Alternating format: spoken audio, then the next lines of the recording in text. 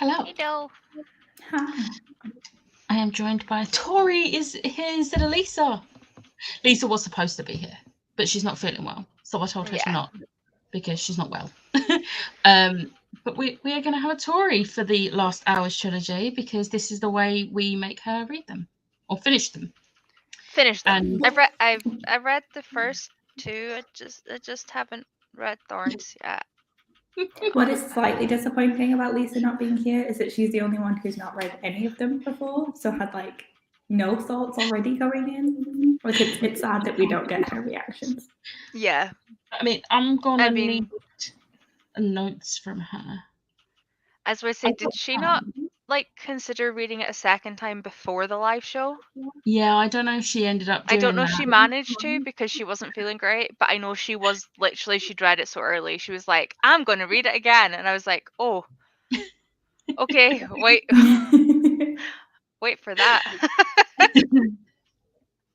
But yeah, I'm really excited to talk about this one and I know Meg is as well. Yeah, I'm just thinking I should have actually remembered to grab my copy, but it's fine. I nearly forgot. I am in a room that has a copy of it in it because I reorganized my shelves yesterday. Yes. I, of course, tabbed. There is some blue in this. I did get a bit teary at some bits, and I forgot about those bits. To be fair, one or two of the bits, I'm crying in anticipation because I know what happened. Becca, don't do this to me. So obviously, I won't be mentioning those bits because we're only talking about this book and everything that comes before. Yes, which is why I'm really glad I read it again, because I said to Meg yesterday that some of the things I thought happened at the end of this are actually in the next one. So I was glad that I've reread it and stopped. Yeah. But it does mean I can now pick up the next one for when I'm continuing to stain, because I still haven't finished all of the stuff in my house. This is the one that I read 3 times in the year it came out, and then I hadn't read it since, and I've only read Iron and Thorns once each. So I'm excited to reread those ones. This is my second time reading this year because I reread this and Iron in preparation for Thorns. So I've read this 3 times, Iron twice, and Thorns once. I mean, technically that's what I'm doing now. I'm a little bit late, but we're still on the year it came out. We are. Like, yeah. I mean, considering how shit I am at series, which is why I have the TBR and the readathon I have, I will take this. I have to make some light of this situation of me not having read Thorns yet. Can I ask, did everybody read the short story at the end of it? Because I did not know that was a thing. And then the audiobook just carried on playing it. I was like, what's this? And then I was emotional. I was not prepared. Okay, Tori. It's Will and Tessa's wedding. No? Is it the back of the book? Yeah. It's at the back of Turn the page to read Fairy Tale of London, a bonus story featuring Will and Tessa. I was not okay. It is literally their wedding day. London, March 3rd, 1880. How did I not? It is. I found out about this morning. This morning on my train into work. No. If I knew that you didn't know about that short story, I would have told you. I think the audiobook that I listened to mustn't have had it the first time. Yeah, and the first time I listened, it didn't have it either. It did today. I was like, why have I got so much of this audiobook left? Everything's happened. And then the short story started. I was like, I'm on a train. I'm not prepared for this. Oh, I want to see if I've like. Oh, 5 stars. Obviously, but you know, just needed to make sure. We'll have to at least ask the question. I love that Chloe is here, even though she hasn't read the series, but she does know everything because of this one. So does my other flatmate, Abby, who, when I first read the book, got so many updates via Snapchat. I was just like, you must know everything that I'm going through right now. So everyone knows about my suffering. We didn't know each other back then. No. And we didn't know each other properly until after Iron, because the first time we met in person, we were just ranting about how long we had to wait for the third book. Which didn't help me, because I heard that and then went, okay, I'm not reading it yet. And then read them both because the two of you and Andy were like, read it. So I did. And then I've just been terrified to pick up book 3. This is why I need to do them like together, because otherwise I just leave the last one. Hello. Hey. Hey, I made the live. Yay. Hello. Hello. I can't remember if I rated it 4 or 4.5, but I enjoyed this. They are both good ratings. I approve. Not gonna lie, I bawled during the short story. My physical didn't have it, but glad I was reading along with the audio. Yeah, I think it was just first editions that had it. I don't know if it was in all first editions, but this is just the standard Waterstones one, or the standard hardback that I just pre-ordered from Waterstones, and it had the short story in it. Yeah, I listened to the audio both times, and I'm thinking that the first time I listened to it didn't have it. Yeah, and I think don't know if I stopped it or if I thought I'd got to the end and I didn't. Maybe. Yeah, because I think the second and third time I read it, it was when the audiobook was still on script, but I don't think it had that story, because I then had to go and get a physical book so I could read the story, because I'm not reading this book and not reading that story at the end. Well, no, me now. Now I know. But like, I'm really glad I didn't know. Yeah, I had that standard first edition. It's upstairs with the pretty dust jackets from Illuma Crate on there. And I was just like, I didn't read it physically. I just like had it for so long, and then like picked up the audiobook and like got hooked. And now I'm fuming that I didn't. I could have had this story for like 3 years. I've just looked at Scribd and it said continue listening, and I clicked on it and it's the last chapter, so it's already finished the book. So I've obviously just been in the middle of doing stuff and stopped it because I know that's the end, and have not listened to the last chapter because I thought the last chapter is thank you for listening. You've been listening to blah blah blah by blah blah blah. Yeah. You know, the usual thing that's normally the last chapter of an audio. It's not. It's way longer than that. Oh well, I'll listen to it today after this, and I'll be emotional. It's fine. Yeah, it's fine. I was a bit unsure at first, as I thought this might be a bit too similar to The Infernal Devices, but I'm so glad I was wrong. Really enjoyed it and gave it 4 stars. Can't wait for the sequel. Rate it 4 stars. I got to run through the entire series. I had thoughts to share. And Chloe's never going to read them, so no. And she had no escape. She was stuck with me. So I made not as many notes. I think I kept getting lost. Oh, I say that. I've actually got quite a lot of notes. Some of them are just little comments. Like the first one is the Merry Thieves, because page 25. The Merry Thieves. I love them. I love them so much. They are adorable. I loved it this time round. I can't remember what book it is or what I have that's downstairs, but you know when you open it, is it the Fane copies have the pictures? Or is it the normal ones has the pictures? Yeah, so this time, because I'd listened to the audiobook before getting my physical copy, this time I was like looking up and I was like, right, this is this person, and like I could match it up in my head, where last time I was just going off my brain, which I can't picture things, so it worked better having the pictures. I love and Anna. I know that that's not really Merry Thieves' comment, but I just need to say Anna. Anna is one of the best characters. She's the real MVP. She's like, we need to make Cordelia hot. And she does.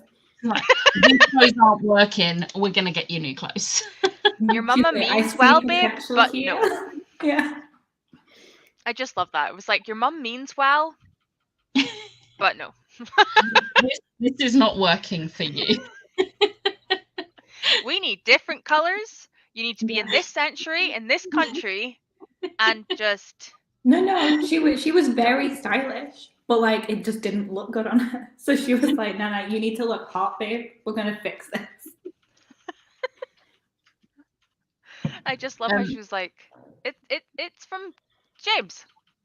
She didn't even say it. I think, was it not her mum just was like, oh, is that from James? And she was like, she's just like, for sure.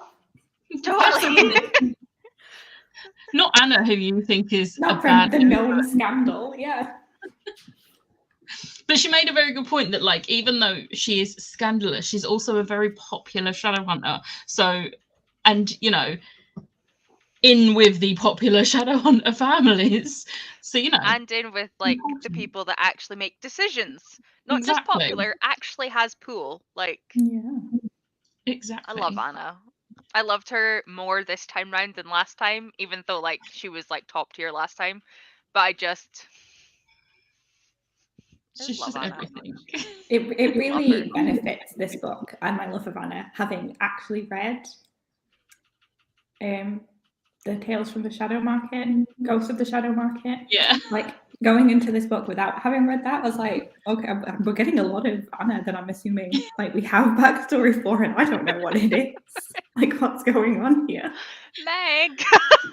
So I feel like in Ghosts of the Shadow Market, when we get to see the interaction where, like, Sophie is just an adorable little bean, and I feel like it wouldn't hit as much if you don't have that backstory.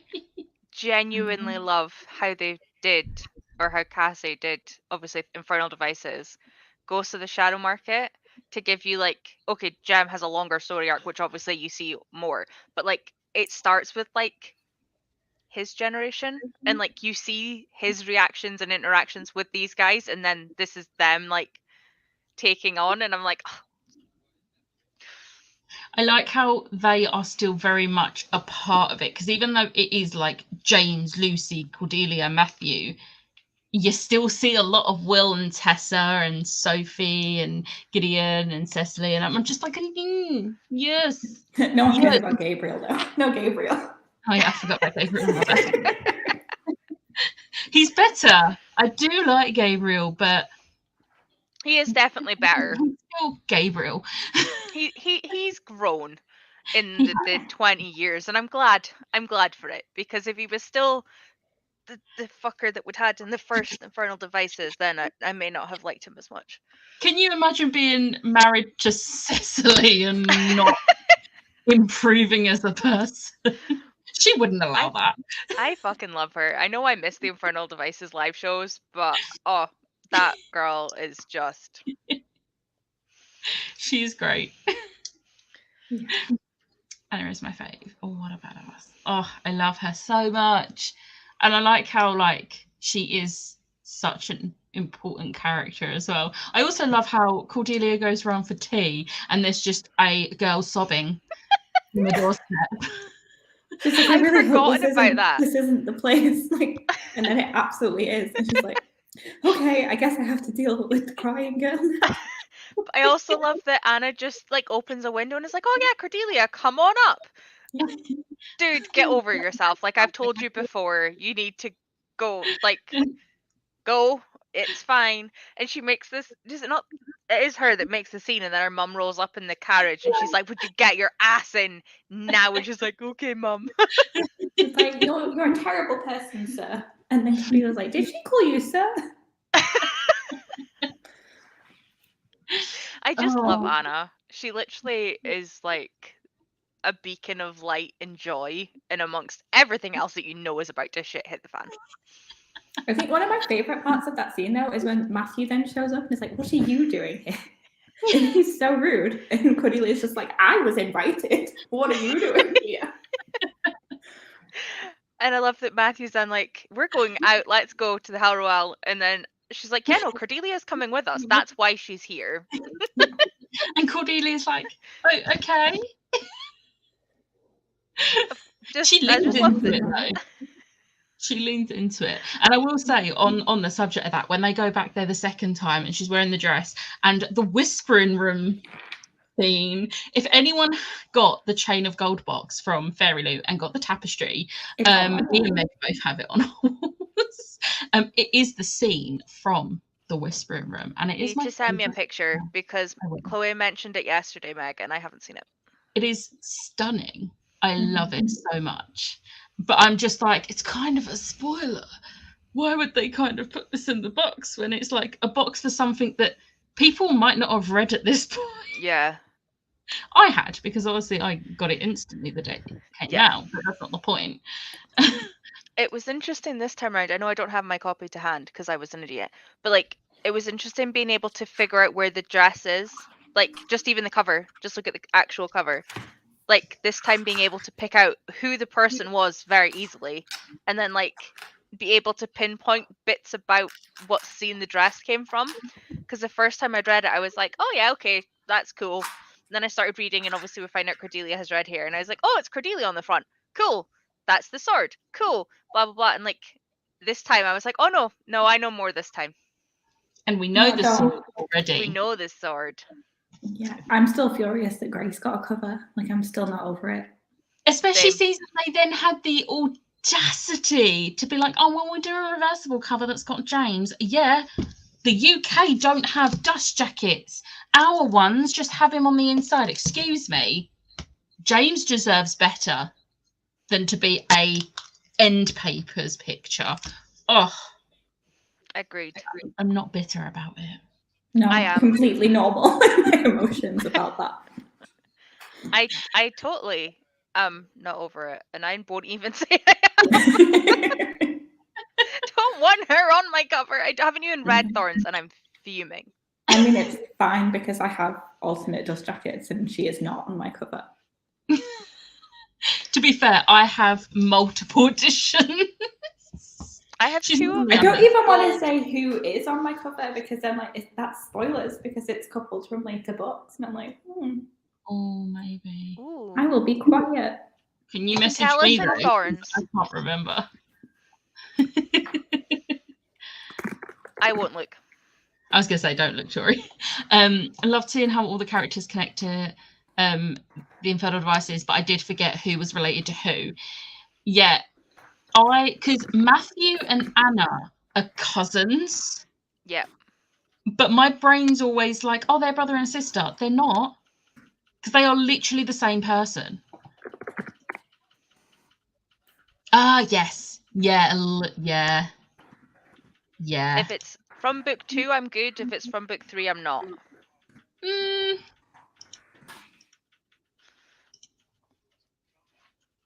Kind of. Yeah. Hinted at, probably. No, I don't think so. Not for the second message. Yeah, not the second message. So yeah, we won't talk about those just in case. We have time. There's 2 other live shows after this one. It's fine. But yeah, I also love how Cassie has completely come out and said because there was family trees in earlier published editions, which she has since said, ignore. Like, don't bother looking at them because they are no longer accurate because she has changed things. Did she not literally kill someone this book that was on a family tree? Like, poor Barbara. Oh, and I'm not laughing because Barbara died. I'm laughing because she literally killed people that were on family trees that were supposed to get married and have children.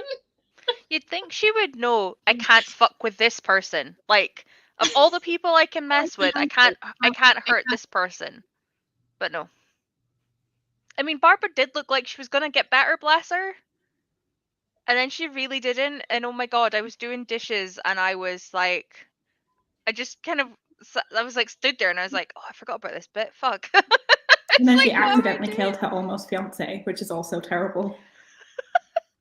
Like, the thing is, I was sad about it, but I didn't actually cry until Thomas found out. Like, that was the breaking moment for me, his reaction, and I was just like, He's just there and he's sad.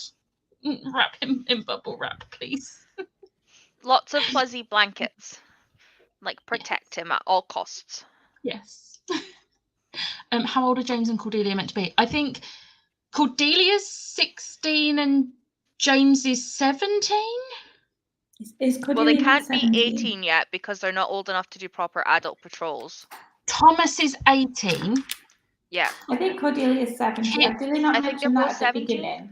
Because they need to have training together before they're 18 so they can do their parabaptise ceremony. Yeah, I'm sure Lucy and Cordelia are the same age, which means they're at least a year younger than James and Matthew and Kit. Kit. Well, Christopher. It know, feels but weird calling him Kit because Kit is from Dark Places. Yeah. But they call him Kit, and I'm like, no, just stick to one Kit. Name your characters differently, please.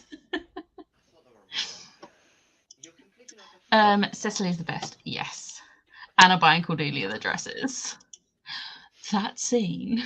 Like, honestly, I was like, oh, this is a YA. Like, and it's a YA set in Edwardian times. Like, yeah. I was just like, oh, this is obviously not spicy because it's YA, but like, this is like steamy. But it's steamy for the fact that they're 16, 17 and it's in Edwardian times and they shouldn't be doing what they were doing. But it's fine because it was just great fun. It was just an act. It was totally just an act.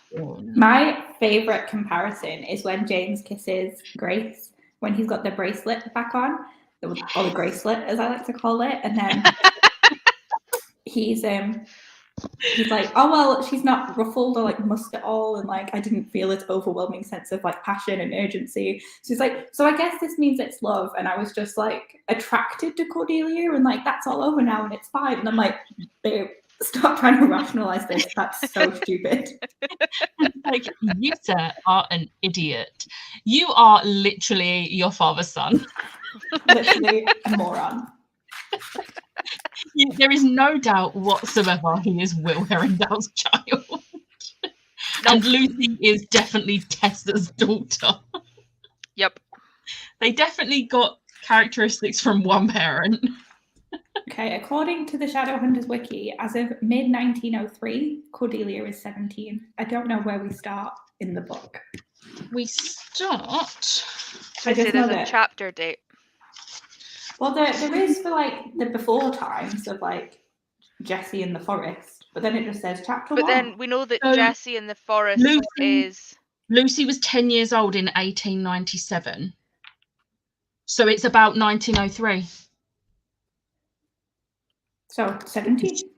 Yeah. So she is 17 older. maybe? She is older than Lucy then. So James must be also 17 and Matt. But a bit older. Yeah. So I'm assuming James must be just under 18. Yeah. Then it must go Cordelia. Thomas then is the only Lucy. one that is old enough to patrol. So With he's the Anna. oldest of the group. With Anna. I think Anna's 19, nearly 20 in the first one. Yeah. I really enjoyed the plot. It was classic Shadowhunters, but different. I like the consequences for the characters following the infernal devices too. Yes. I very much like how, as much as I hate Tatiana, I like how it was too good to be true that all the stuff with Tatiana was over and done with. Like, it was... Someone near here is learning an instrument. Okay, that's fun. You just froze and I was like, what happened? Yeah, like it seemed too good to be true at the end of the Infernal Devices that Tatiana's just gonna like up and leave. Like, no, she ain't gonna do that. She hated them too much. Oh, I think I have the tapestry and absolutely love it. Oh no, James definitely deserved better. I get what Cassie had planned, but no.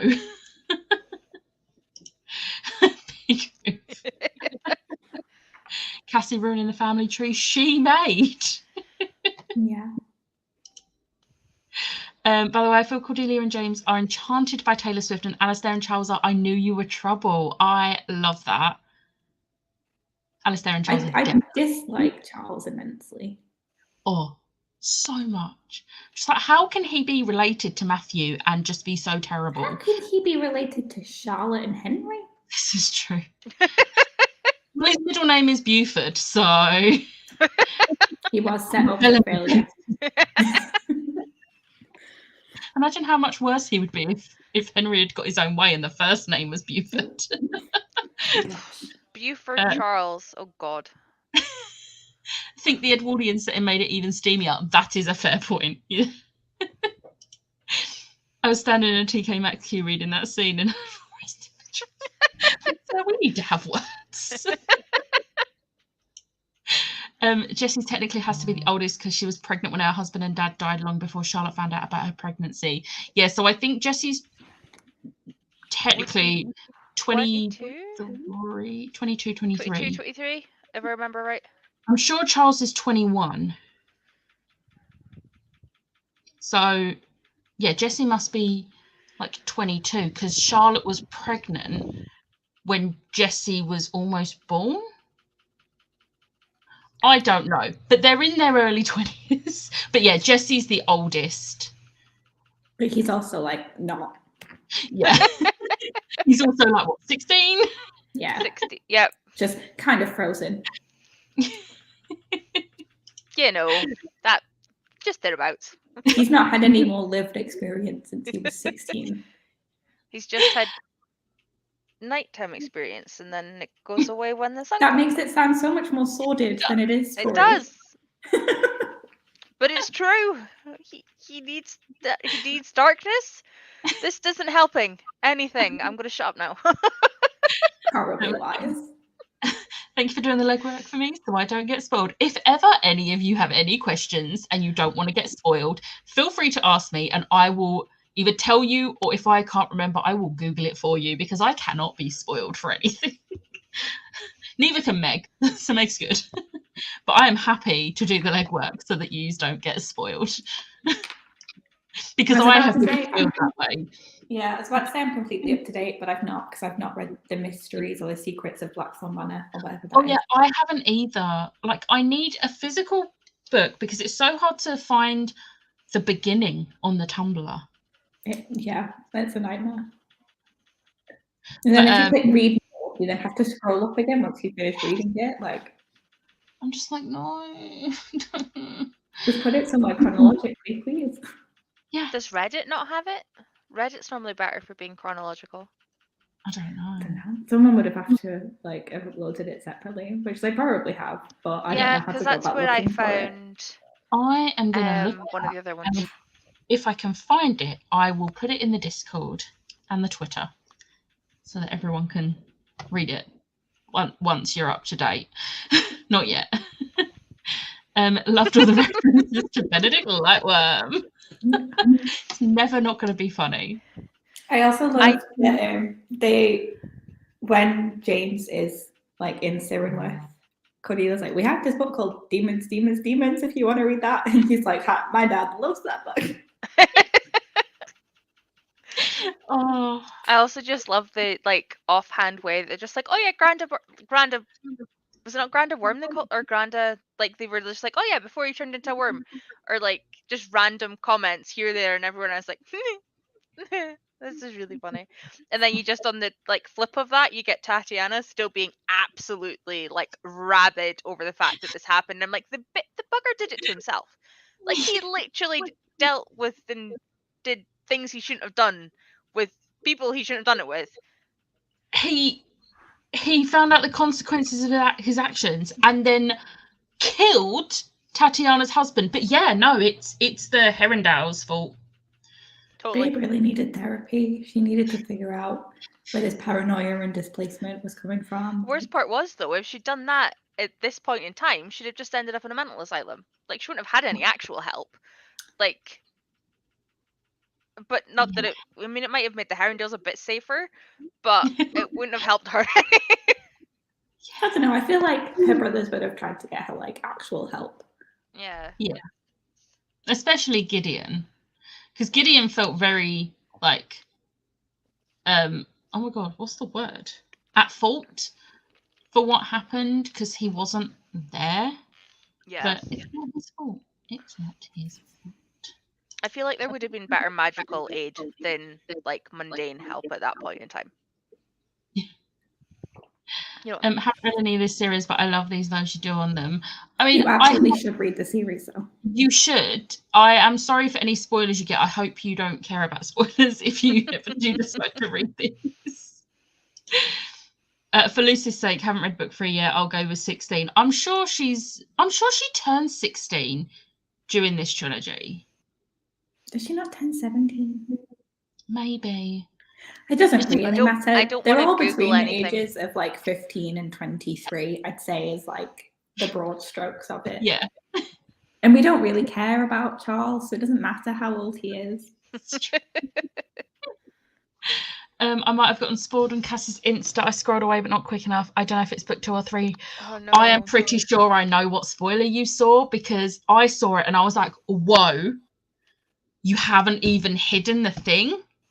And I am fuming for like, because I'm pretty sure it was in the caption. And then there were people in the comments that were like, whoa, hello.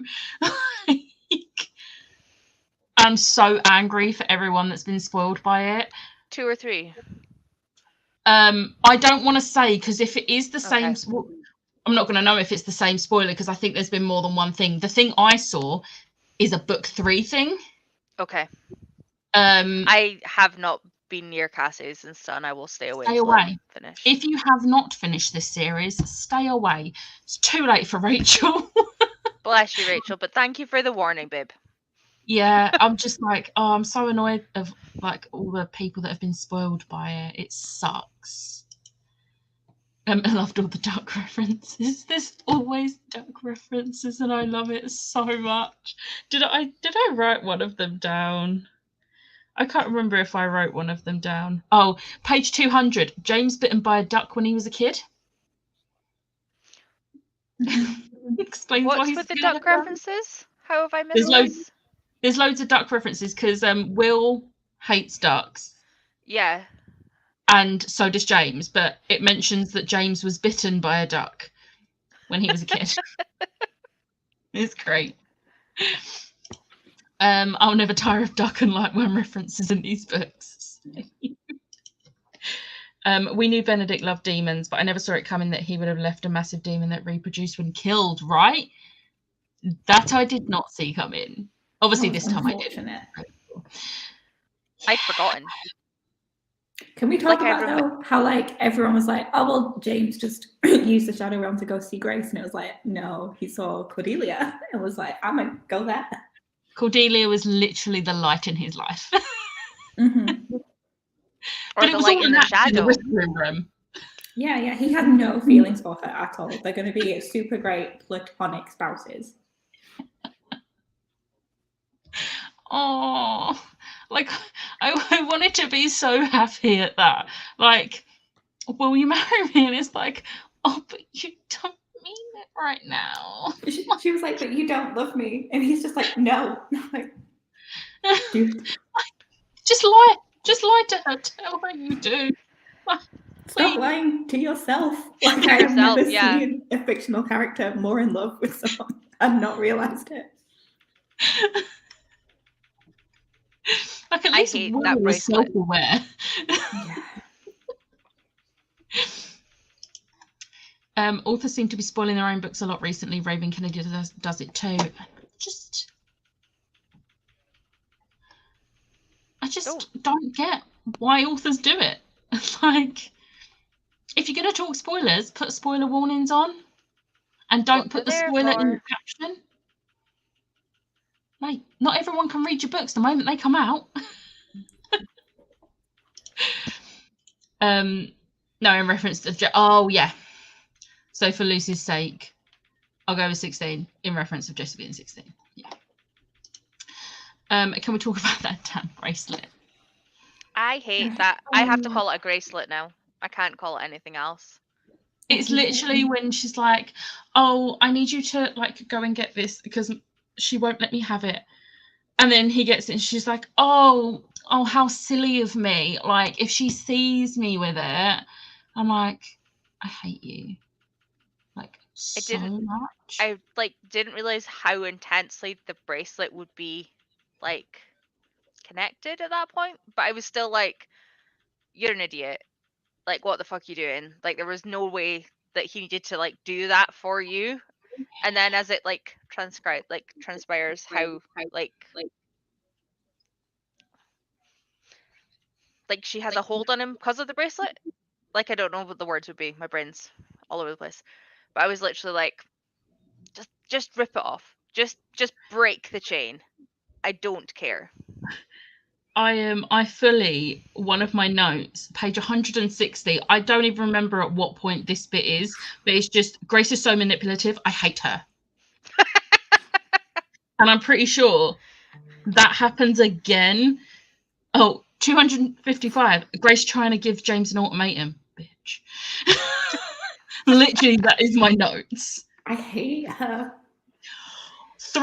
Page 322, Grace making Matthew kiss her.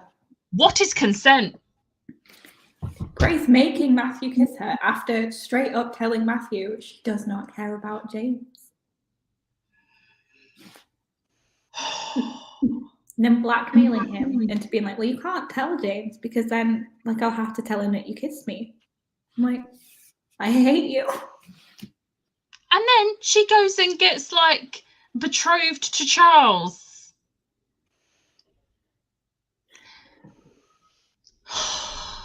I can't with the level of manipulation. Like every time I think we've got to the bottom of like how far she'll stoop, something else happens, and I just hate her. Yeah, like I get being raised by Tatiana can't have been easy, but like it's not an excuse. No. You were given options. James offered to save you. You could have done whatever you wanted. Yeah. Like, don't expect him to give everything up. He's like, he is a shadow hunter. It would literally kill him to have his mark stripped and go live as a mundane. I don't even think it's like the shadow hunter part. It's that his family is so important to him. His friends, his parabatai. Like, you want him to leave his sister, his father, his mother, his best friend. And be outcast. It's not even just like leave them and get to go back and see them and have meals and shit. It's literally being outcast. Like, if you leave, you're fucked. Like, you are done for. Just like, mate. No. Stop this. But he's just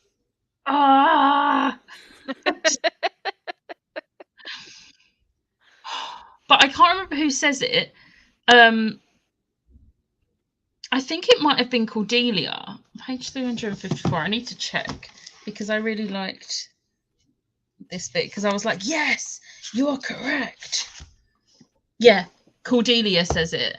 That was not love she asked for. And I was fully like, yes, Cordelia, you tell him because that was not love. Don't do that. You don't give someone an ultimatum, especially not like that. Oh, I hate Grace. And ever since I read Chain of Gold, I'm like, I don't even care what happens in the other two books. I will hate Grace. Always. And I stand by it. I was correct. I will always hate Grace no matter what she does. Oh, I got everything I wanted, but not in the way I imagined. She was so excited when she first got to London, and Lucy was like, oh, apparently there's some girl who's just come to town that James is in love with. And Cordelia was like, could it be me? I was like, no, it's not. But it really is, but he doesn't know it. I was like, you're going to be so sad. He's going to abandon you on the dance floor and it's going to be terrible. Oh my God. We need to talk about the abandoning on the dance floor. Carry on, you're fine. Carry on. And stops her having like a breakdown. And I'm like, I wish we had more Matthew POV in this book.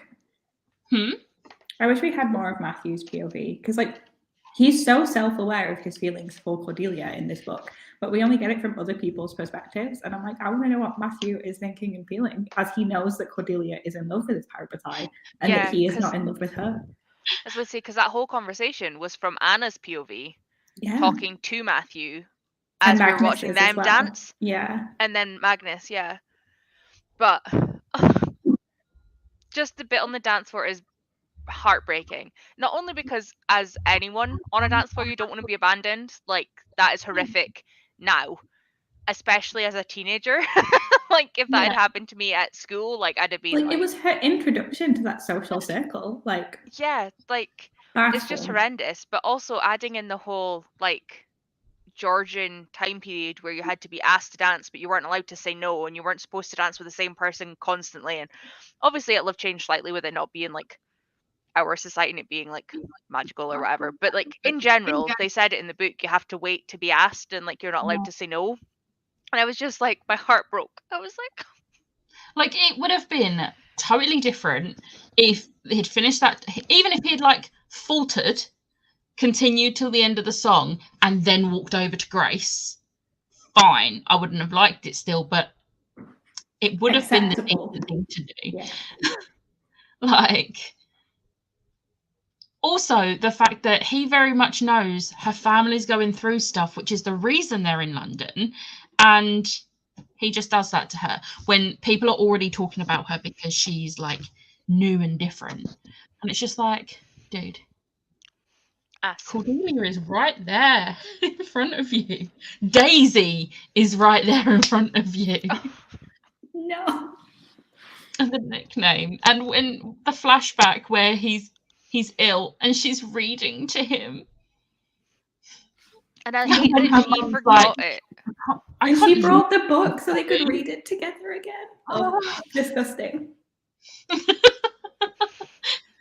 And it was the fact that he forgot about it with the bracelet on, but without the bracelet he remembered. I was like, oh my god, I hate this fucking bracelet. Like I was getting as annoyed at the bracelet as I was getting annoyed at Grace, because I was like, you see the bracelet on your wrist, you can see it, you can take it off. I was like, I know it isn't this rational, but just take it off. And I was like, Cordelia, snap that shit. We got answers about Tessa's family.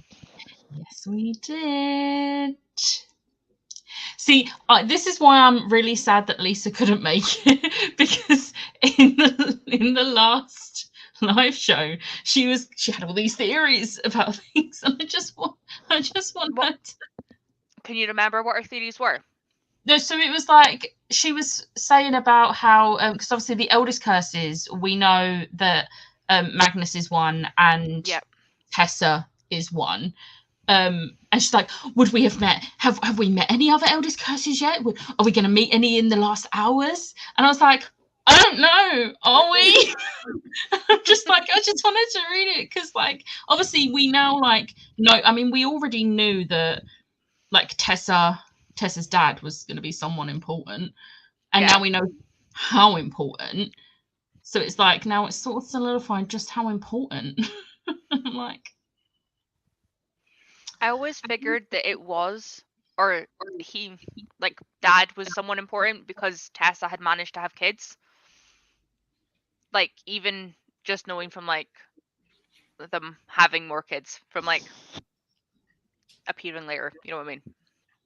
But, yeah, I had no idea of who it was going to be until, obviously, I read it last time. So this time I knew, but I had forgotten the name until it turned up again, because my brain sucks, apparently.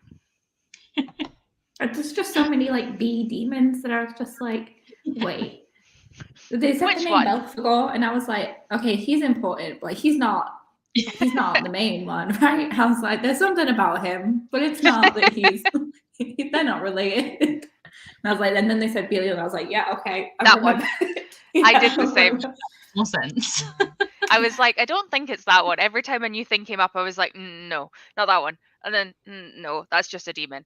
And then I was like, oh, wait, that one's ringing a bell now. I think it's that one. I don't know who I hate more, Tatiana or Grace. Both. Yeah. Both.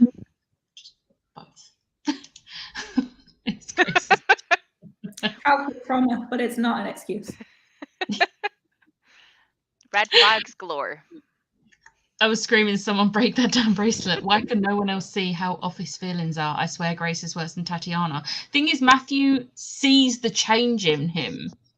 He just doesn't, like, we don't have, like, Matthew doesn't have what's going on inside of, like, James's brain. He doesn't know that, like, as soon as the bracelet was lifted, he, like, collapsed and, like, felt different. Like, we're getting the weird, like, tertiary, like, perspective. But, like, I did spend a good chunk of the beginning of the book, like, why are we, like, the first time I read it, like, why are we focusing on this bracelet? What is wrong with this damn bracelet?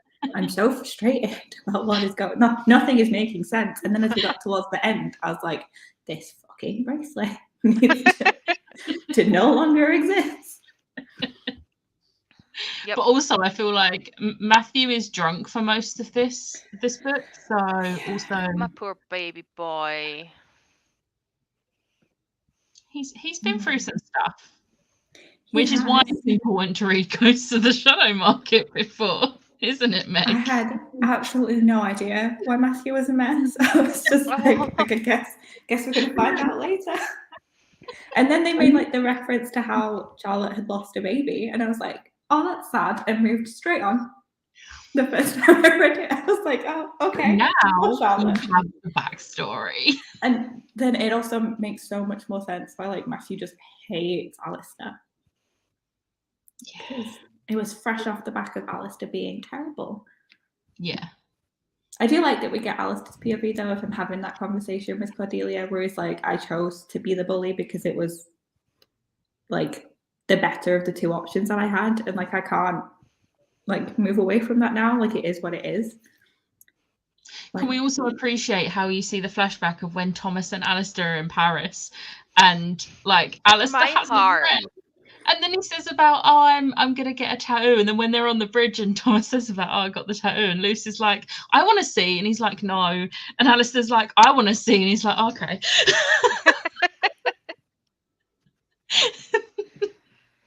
I love them. My heart hurt with that flashback. I was like, you're both so sad in Paris. Like, you're both just trying to fill in this lonely day that you think this is how you should be spending it, but it's not any less lonely walking around somewhere that's full of people than it is being by yourself. Like, that's not how you fill silence and loneliness. If that's how you're feeling crap, then that's not going to work. And the fact that they were both like together, and they were like, yeah. And then it just like, you know, that feeling where you sometimes see in books where they just don't want it to end, so they just like keep tacking shit on the end to like, oh well, we could go do this, and oh we could go do that, and then oh well, you know, I'll walk you home because you shouldn't walk late at this time of night. Like it just felt like one of those things, and then for them to just like flash back to normal, I was like, oh. And Thomas made Alistair cry at the end. Like he deserved it, but he did. He did cry. Still, it hurt. Also, so rude of you, Rachel, to do Champagne Problems as a lyric. Like, how could you do that to me? Like, offensive. I love Cordelia. She is amazing. She is. The worst part is James was ready to tell her he had feelings, and Cordelia was starting to think there was a chance. Then Grace just had to come just minutes before I take it all away. Like, James was like, someone's here to see me. Is it It must be Cordelia. Cordelia is all I've thought about this entire time. Every time she was like, yes, that's why I asked you to find me a husband. He's like, no. I'm going to do that, actually. Well, like, why would I do so that? Obvious about it. And he's so stupid. Yes. Again, he's Will's child.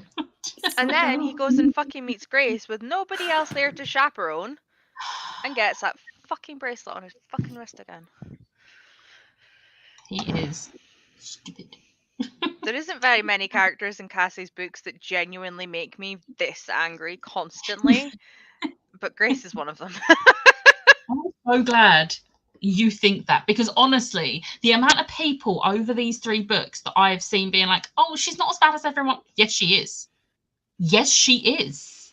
She is red flags galore. Like, if she was a male character, people would be telling everyone else to watch out. Like, there's no chance they would stand up for this much manipulation. No, she has super frank conversations with everybody about how she cares about no one but her brother. She straight up tells everyone, she's like, no, I only care about Jesse. Don't care That's about Tatiana. sociopathic behavior. Couldn't give a shit about him. Her, even. I mean, I don't blame her.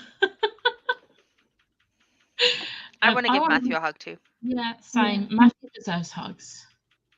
And like therapy. Oh, tell me the name of the shadow that is always hanging over you. I can become a shadow. I could fight it for you. Oh, Jamie, what if I said there's no shadow? Like, that obviously is a shadow, but then why wasn't Matthew like, okay, swapsies? You tell yours, I tell mine. They're such teenage boys. Mm-hmm. Like, it's infuriating. It's absurd. What was the... Oh, we haven't talked about it, but demons during the day. Like, nice little picnic. Should have known the moment that picnic was all nice. Cordelia had this nice spread of food, which is adorable, that she was like, had like the lemon things that Thomas liked, that Thomas and Chris like, and it's just like, it was so cute. And it was like, well, this isn't gonna stay nice. Not and then, a chance. Bam, demons during the day. Like, it was too good to be true. Like, everyone was in a, like, lulled into a, like, full sense of security. It's the daytime. We're not going to have demon attacks in the day. You thought. I mean, they've already been pulled into a false sense of security at the fact that there's no demons at night. That's now out the window. Now we've got demons in the daytime and demons that really fucking hurt people. Like poison. Like deadly poison. Like poison. Like Silent Brothers unsure if they can help level of hurt. Yeah. It's like, oh my god. And that could also be transferred by like scratching or biting, like zombies. What? What? Oh, one of mine is fully just Lily, because Lily turned up, and I love Lily. She did. Lucy's story, the beautiful Cordelia, is just the cutest thing, and I love it. I 100% want like a carry-on, like I want a copy of that. Cordelia. Like, I want like a bound copy where like each chapter and each different suitor is like a few pages, because that's like what she's read and like what she's written and sent, and then like all of this different stuff just in a book. Like, you've given us the it codex. Doesn't have to make sense. Give us the beautiful Cordelia. Hell, I'll take it as an ebook only version. I just want to read it. Yeah. Also, did anyone notice when Malcolm's like to Cordelia, is there any Blackthorn blood in your family? Like, this is why reading the Dark Archives is important. I'm really coming for Meg tonight, aren't I? Yeah. See, at least I've only not read Thorns. Like, I've read everything else. I have now. Yeah, but had you read it the last time you read this? No. I read most of it. No, because it was like March that I reread them. The first time I read them, absolutely not. But in my defense, if I hadn't read them without reading everything else the first time, I wouldn't have read any of it. So that's fair. It was my gateway back into Cassandra Clare. Yeah, I remember thinking, not so much, or like when we were reading Dark Artifices, or when I read it, because obviously I just read them myself, and it popped up, and I was like, oh, right, okay, I don't know what's happened between X and Y, but something the fuck's happened. And then this happened, and I was like, oh, I still don't trust you. I still don't trust you. I don't know what's going on, but I don't trust you. No. One of my favourite bits is, you know, when like half of them go to the whispering room, the Hellrow, and the other half, like, because like Thomas needs something to do because he's really sad. So they're like, oh, you need to listen into the meeting, and Lucy literally is like, oh, my dad taught me this rune. You can see through the ceiling. And I'm just like, of course Will is going to teach his children to be as chaotic as him. Yeah. There's no way that Tessa was getting around that. I did think that was pretty cool, though, that the fact that like they could sit and just comfortably listen, like it wasn't like, you know, through a grate that's on the floor. It was just a genuine, oh yeah, just go to the room above it. It's fine. We're all good. The whole Charles had on Alistair made me so angry. There was Thomas right there with him in Paris, but all he could think of was Charles. And then when Cordelia overhears like his conversation with Charles, and I'm just like, Alistair, I know you've done some really bad things, but you deserve better than Charles. Like, I love when Cordelia like basically tells him off. She's like, well, you're not going to hurt him again, are you? Like, Yep. You're done now. Goodbye. You tell him. Yes. I love that. I saw that moment with Lily and Anna even tabbed it and then totally forgot. I love her being mentioned. Can we also, like, when they're sat there and Cordelia's like, that's poison. Yeah. I just love that they were like, I love her so much. And all the I just love that warlocks she was like, what was it? I'll save your life and then you do me a favor or something. And it was just so out of the blue. And I was like, what the fuck are you doing? You're in a club. Like, what have you got to save them from? And then, like, right out of nowhere, and I was like, oh, shit. And then Matthew was like, fuck, I've already drunk.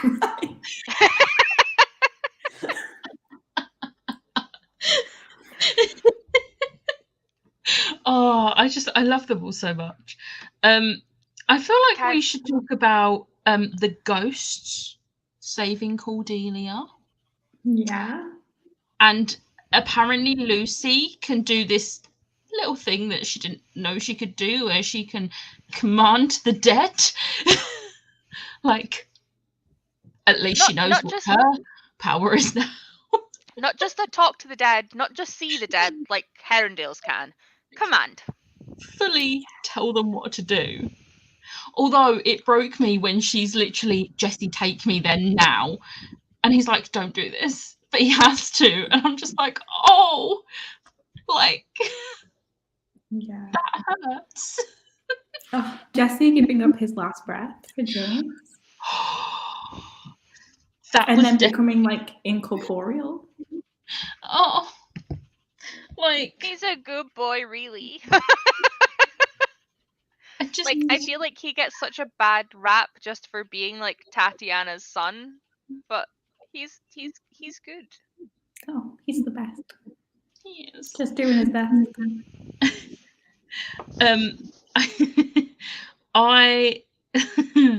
I love how one of my notes was when James burns down the Blackthorn Manor and Lucy's fully like ripping into him, not because he burnt it down, but because she wanted to be there. I've always wanted to burn down a house. I'm just like, I love her, and that's where the will comes out in her. But the outcome of him burning down that house, though, is Cordelia is a quick thinker, though. Like marriage. I would like to point out the fact that I have did I put this in? I think I put this in for an arranged marriage as my prompt. I wouldn't say. I was literally like, shit, what am I reading for that? And then I was like, wait, I know exactly what I'm reading for that. It's a marriage of convenience. Okay, there is arranged marriages though in it, because Charles and Grace is an arranged marriage. Well, Ariadne and Charles were supposed to be. Which, dude, she's on her deathbed, and you're gonna call it off to be engaged to someone else.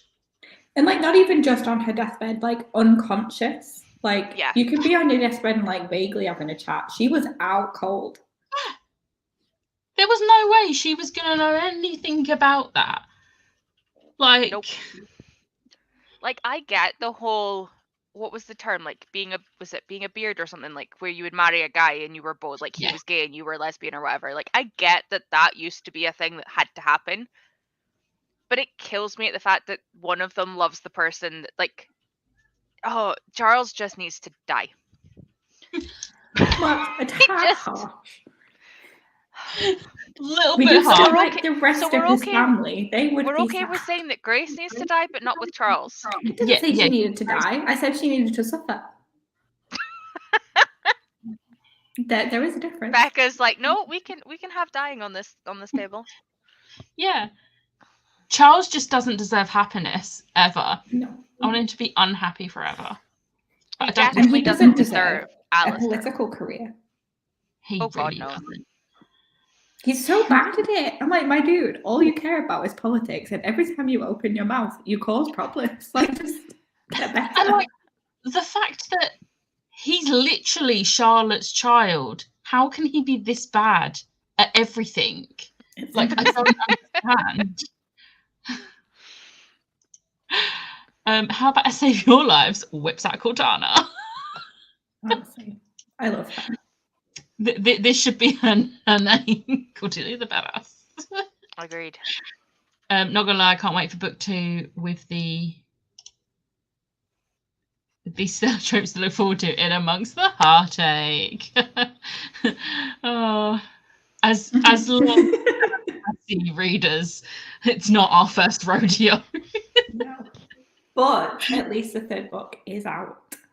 Yes, you haven't got to go through the pain me and Meg went through of reading. Tori is voluntarily putting herself through. I went through it and then just decided to ignore it in the hopes it would go away, and it hasn't. So, hi, I'm here. It's fine. I'm trying to remember what else. Can I mention something? Yes, you can. Cordelia's poem/dance in the Hellrowell while Anna is seducing Hypatia. Thank you. I was like, it was something to get the Pixis box. I'm like, I remember most of it. I can't remember the name. I love that both her. James and Matthew were just like, damn, that's really hot. What the fuck? I'm a little bit sad. Anna missed it. No, she saw it. Did she see it? They had a conversation later where she was like, they're going to talk about that dance forever. She was gone by the end, but I think she saw like most of it and then like was like, let's go. Yeah. But yeah, I just needed to make sure we mentioned it because her and dancing in Cortana in that dress. Well, I mean, it immediately in that place, so like, it had an impact. Yeah, just a little. James was just like floored by the dress, and I'm like, this is exactly what Anna wanted. This is amazing. She just steps out of the carriage, forgetting her shawl, and he's just like, jaw on the floor. And that is why he got the dress. Yep. I just love it. Honestly, Charles and Grace truly deserve each other in everything. Very unhappy now. Also, I've just realised I missed this one. I love that Lucy has that power. So many people focus on James. Also, when she defends the fact that she's also Tessa's daughter. Yes. Yeah. I feel like James's power is just so much more like seen. Like he did like shift into the shadow world when he was at the academy and get kicked out, and he like, you know, the demons talk to him more. Which is rude. They should pay attention to Lucy also, but like she shouldn't complain about that. She needs to, you know, take each win as it comes. Just be glad. Yeah. I'm like, oh, demons are misogynistic? No way. How about you just be happy they're not talking to you? You know, the ones that really want to kill James, just like sidestep. Like protect him from behind me. It's fine.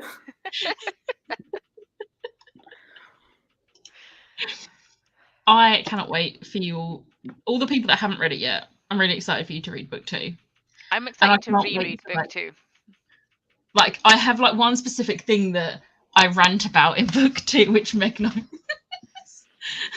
And I can't wait to rant with you guys about it. It's going to be great. It's still a 5-star. I would like to say it is still a 5-star for me. So don't worry. I'm not going to be like ripping into this book. I will say the one thing that like started changing my opinion of Alistair, because obviously I hate him in the flashbacks we see him in Ghost of the Shadow Market because he is a bully. But obviously in this one we see him admit that he's a bully, and like, you know, like we start to see him like, you know, become a better person, admit his wrongs and everything. And my main thing is like seeing him with Cordelia and him just being a good brother. I'm just like, he's not all bad. Like, people deserve second chances. The fact that he did so much to cover up how ill their dad was, so that Cordelia didn't spoil that, where Cordelia just assumed he just didn't care. And I'm like, I can literally tell you I was sitting on my stairs staining at that point, because I sat there just staring at the wall, listening to it, and I was like... When you see how sad he was coming back from the academy for the summer, and he was just like, I'm just going to go walk around the woods all day, every day, because I don't deserve to be happy around my sister. Like, and Cordelia has to like bully him into like interacting. And I'm like, this is so sad. Everyone in this series needs therapy. Everyone in a Cassie book ever needs therapy. Yeah, this is true. I really liked the flashback where you see her get Cortana when like their dad is like, well, why do you want Cortana? Because I deserve the sort. Why do you want Cortana? And it's like, and it chooses Cortana, and he has a little. She wants to be a merciful hero. I love her. And then it's nice seeing Alistair having a little like tantrum about it. Also, Lucy falling down the fairy hole and Jessie saving her and not realizing that, like, because he was a ghost at that point. Yeah. But he shouldn't have been able to touch her. A fresh one, like freshly dead. Yeah. Like, he shouldn't have been able to touch her, but she just assumed he was real, and he didn't think anything different. And like, she thought he was like a fairy who was gonna like eat her or something. Like, and just the fact that, like, even from the word go, she could touch ghosts. Like, I feel like that is. Oh, I absolutely. I just thought. But then also when he walks in, like with Grace and Tatiana, and not expecting to be seen, and then Lucy's like, dude, like, why is no one paying attention to him? That's so rude. And he's just like, wait, you can still see me. And it's like, and then she's constantly like looking at like Will and James, because like they can also see ghosts, but they can't see Jessie. Why can't they see you? And Jessamine being like, there's a boy in your room. I love Jessamine. Jessamine is, every time she pops up in any book, I love her. She's just amazing. I love her so much. Which is hilarious because I hated her in the Infernal Devices. I can't remember which book, like next gen stuff is that mentions that she protects London. The sixth, and I think. The Mortal Instruments, the sixth Mortal Instruments book, I think. Yeah, and it was just at that point I was like, all right, okay. And then I remember, obviously, by that point, because I did 1 to 5 and then the 3 and then 1. Don't know what the best way of doing it is, but I didn't have somebody like Becca to tell me what order to read it in, so that's how I'd read it at that point. It's very by the time I got there, I was like, because isn't it like, oh, they're saying about all of the institutes that have fallen to Sebastian, and they're like, the London Institute didn't fall, and it's because of Jessamine. And I'm like, oh, she's still. Like, my heart. And don't they mention it in Dark Artifices? I'm sure it's in Dark Artifices somewhere as well. Jessamine. Yeah, Kit's having a conversation with Jessamine. Yeah. And Ty's like, what? Yeah, I just love he's a Herondale and they can see ghosts. I just love how the family traits genuinely go from like Will all the way to like Kit and like Co. Like, it doesn't matter. It just. Also, I love how I just said book number 6, as if that is any kind of help in the entire Chronicles of the Shadowhunter world. Like, yeah, the 6th book. I got it. It's fine. Eventually, when I clarified, I meant the Mortal Instruments book 6. But like, there are so many books. It's the only one that's 6 long, though. If you're reading in release order, though, it's book 9. Yeah, my brain does 1 to 6 regardless of like how I slot other stuff in. So like, I got the 6 perfectly. Yeah, it's all good. It's just not the most helpful. Not really. distinguishing factor when it comes to a Cassie Clare book. I mean, it's better than saying book 3, because then I really would have been screwed. Okay. I'm not bothering to get up to close these curtains right now. We look forward to the rant, Becca. I'm excited. I want to know what it is that you rant about. I'm sorry the demons aren't coming for you, Lucy. Next time they come calling, I'll bring it up that you're available. I love that so much. I love that, like, Cordelia goes through the arch after him, though. I'm just like... Oh, Cordelia is throwing herself in all kind of nonsense for James in this book. On the bridge. She gets thrown off the bridge at the end because of that. Matthew comes running through and he's like, where's Cordelia? Which I'm like, is very sweet because he's obviously obsessed with her. And then James is like, fuck. She's drowning. Thank God Lucy was there. The rescue with her powers that she apparently has. And then immediately passes out. So helpful. Way to make people not worry about you. Jasmine redeemed herself. Also, can we appreciate that Magnus was fully testing them, and they were like, we can't tell you. It's like, oh, Ragnar already told me. I'm just making sure that you're going to keep the secret. I just love him so much. Yeah. I love Magnus's thoughts at the party when he was like, I would have bet money that they were marrying for love. Like, what is going on here? It's like, wait, I'm not wrong about these things. That's because you're not wrong, Magnus. He's just an idiot. They're both just idiots because she can't see it either. She knows that she's in love with him. She's just like, it will be unrequited and it will hurt. It is fine. Being with him and living with him for a year is better than not having him at all. Bitch, no. Oh. I'm so excited for everyone to read book 2 because it has some excellent moments. Yes. I love it so much. I don't think I have anything else. I'm pretty sure I have... I have one more thing. Go on.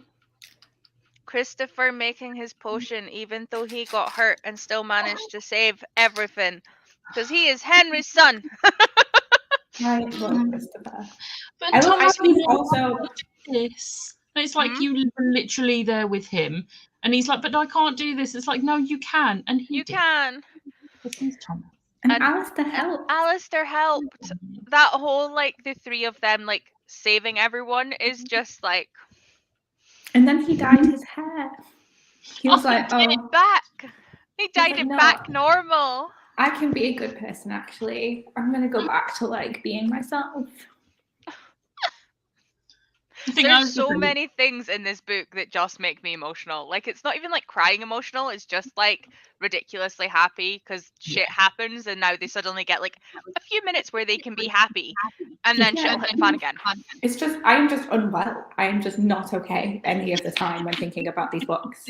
And it's a problem because, like, I am not the teenager I was when I first read these books. Like, I feel like I should have progressed at this point. But I'm like, no. I'm still, brain rot is 100% in place. I am never escaping. If it makes you feel any better, Meg, I am much older than you, and I am also still there. Yeah, just 100% simping for all of these fictional characters. Like, I have a T-shirt that says, "I am too emotionally attached to fictional characters," and Richie got me it because every time I get too attached to anyone in any book or program, he's like, "Fictional characters," and I'm like, "Fuck off." And so he got me a T-shirt. Cordelia and Alistair's mum is pregnant as well. Yes. Yes. She's gonna have a baby. She is. Baby. It's kill. To start with, I was like, who the fuck's the dad? And then I was like, no, wait, no, it's okay. Like, he hasn't been gone that long. It's okay. Yeah. Like, literally, my brain was like, whoa, wait, what the fuck's gone on? And then I was like, no, wait, no, this is okay. She's okay. But my brain went there first. Charles's outright rudeness announcing his intention to marry Grace at Cordelia's engagement party. Yes. Grace's rudeness at cornering James at his engagement party. Like, Grace and Charles deserve each other. They do. They do. But they only deserve each other if we're allowed to like stick them in like a house that's unopenable in Alicante, so they can't fuck with anyone else. Also, yeah, Magnus during the engagement party realising the drama and deciding to stay longer. Listen to my cat.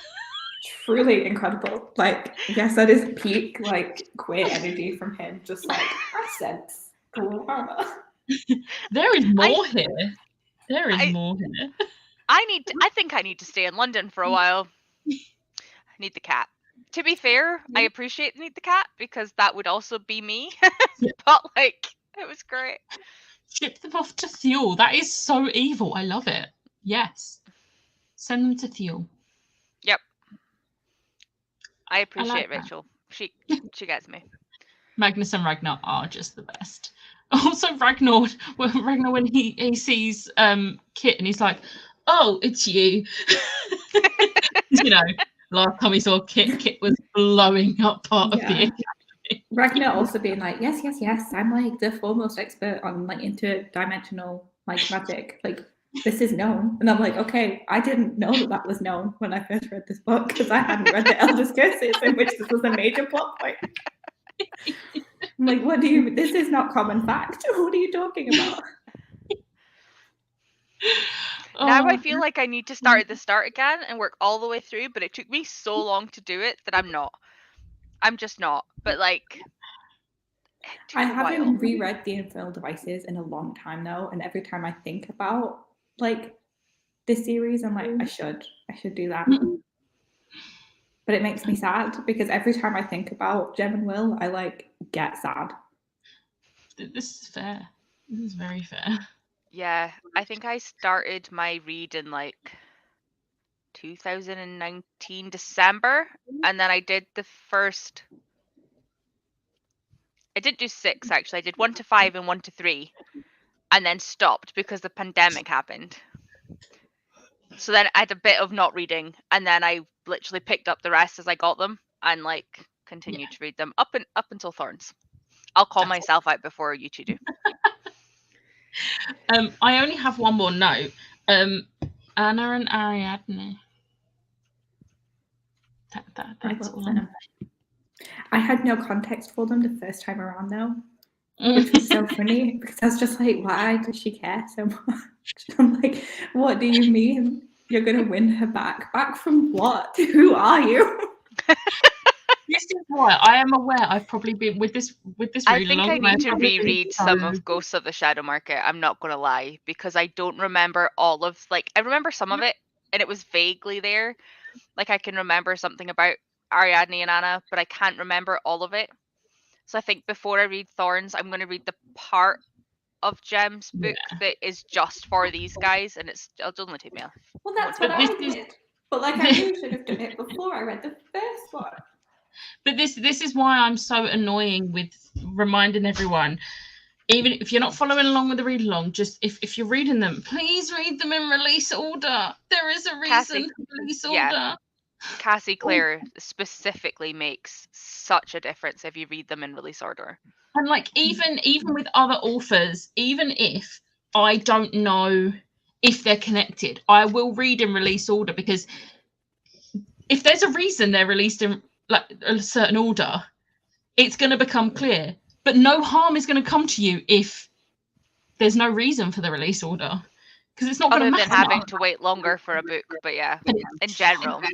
But if they're series that are already all released, then it doesn't really matter, because you can just get through them. Jumpy. I eventually want to do a full chronological reread, but can imagine it will get complicated having to dip in and out of short story collections. Oh God, yeah. Like reading the actual individual short stories in their actual places. Yeah, because I mean they're all timed. Like they're dated, so it shouldn't be too hard. No, but like reading Ghosts of the Shadow Market, but only certain stories that are set during like just before or after the last hours, and then reading the last hours, and then reading the other short stories that are between more instruments. You've got a story from like the Bay Chronicles that comes before the last hours, and you've got like some from Tales of the Shadow Market that like have flashbacks to before the last hours. Like doing the individual short stories actually in chronological order within the whole I wouldn't be able to do it. I bet you there's a list somewhere. Some Oh, people there have will figured be. it out There is, already. but just like physically, like Switching having between to- the different books. It's not. yeah, it's like If I'm starting the Bane Chronicles, I'm finishing the Bane Chronicles. it See, just I feels can't more say effort. anything. I'm away to do that with Throne of Glass. I know it's only 2 books and not like 5, but I'm away to. See, I just didn't read you're the doing the tandem ring. prequel. What was that, Meg? Sorry. I just never read the prequel, and then I just read them in release order after that. See, I feel like Assassin's Blade is important because you get some If it was backstory. important, it should have been released first, and it wasn't, so I didn't read it. No, it's not. It's important. Anyway, this isn't Mass Along, which not to plug Tori and Ash's read along. if you want to read all of Mass's stuff, Mass Along. Because I've just finished Schwab and Cassie Clare, might as well go for the trifecta. It's killing me not to read book 3 before the book 2 live show, so I don't mix up storylines. Honestly, same. Because I wanted to read Iron, and I knew if I read it like before tonight, there was no way in hell I wasn't going to remember which bit was what. So I haven't read it yet. If I had not read these books and I read Iron from like tomorrow, there is nothing on earth would have stopped me from reading the 3rd book and then just having to reread the 2nd one to re-jog my memory of what exactly happened. Yeah. Chronological would be so complicated to plan. It would be. Yeah. Good luck to anybody who attempts it. Yeah. I don't have anything else. I will say the live show for Chain of Iron isn't going to be until like the 2nd week of September because the 1st week I am not in the country, so I will not be able to do a live show. Excuses. That is kind of fair, I guess. Yes, Mass Along. I am also terrified about that one, so it's fine. I am incredibly excited. Did I only reread the Throne of Glass series last year? Yes. Am I going to do it again and tab and annotate? Yes. I blame Smash. Smash literally finished it, and I went, "Oh shit! I probably should have done that with you." And she went, "I'll read it again. Let's go." Is it all of Mass that you're doing? Everything. So all of Throne of Glass, then the Aquatar series, and then Crescent City, because Crescent City 3 will be out by the time we get there. Yeah, see, Crescent City is the only one I've not read, apart from the prequel to Throne of Glass. It's about a year away. Yeah, that's fine. That gives me a year to mentally prepare to read it. Yeah, I think it's August to March, and then April. Yeah, because it works out March is my birthday month, and March is Kingdom of Ash. Yep. The book that breaks me more than any book. Yeah, I actually cried at Kingdom of Ash. I read it.